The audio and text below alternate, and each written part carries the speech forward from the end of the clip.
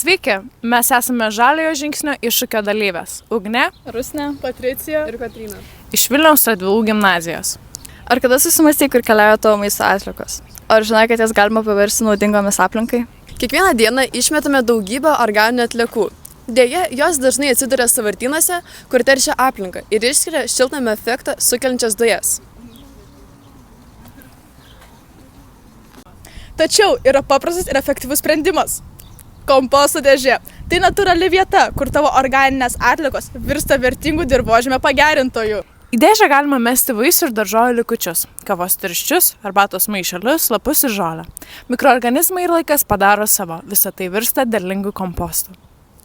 Kompostas pagerina dirvožemio struktūrą Skatina augalų augimą Mažina atliekų kiekį? ir padeda mažinti klimato kaitą.